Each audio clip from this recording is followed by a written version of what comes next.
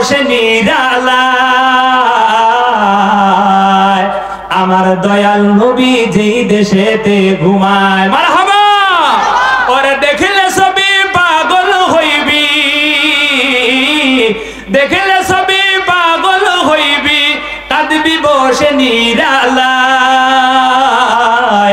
আমার দয়াল নবী যেই দেশেতে ঘুমায়। যাইতে রাজি আছি না নাই? রাজি আছি না নাই? নবী আমার মদিনার বুলবুল,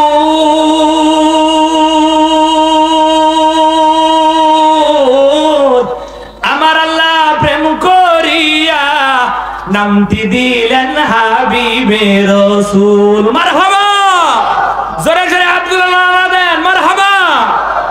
ওরে দেখিলে সবই পাগল হইবি, দেখিলে সবই পাগল হইবি, কাঁদবি বসে নিরালায়, আমার দয়াল নবী যেই দেশেতে ঘুমায়। ঠিক কিনা? মদিনায় যাইতে রাজি আছি না? এই আশিকে রাসূল। শুধু সিন্নি খানার পরে মিষ্টি খাওয়া সুন্নত, এই আশিক। দাড়ি রাখা সুন্নত, এই আশিক না আমরা। হ্যাঁ, আশিক তো তখনই যখনই দেখছিলাম কাদের সিদ্দিকীর মতো মানুষেরা 2 টাকার চামচার ধান্দাবাজেরা রাসূলের সুন্নাত নিয়ে কটূক্তি করে, তখন আশিকে রাসূলদের খুঁজে পাওয়া যায় না। ঠিক কি না? আশিকে রাসূল এটা পঞ্চগড়ের মাটি, এটা মাও মাটি খাঁটি। আমার দেশের ভিতরে কাদিয়ানীরা মাথা চারা দিয়ে উঠবে, পশ্চিম কেন পঞ্চগড়ের মাটি জায়গা দিবে না, দিবে না। ঠিক কি না?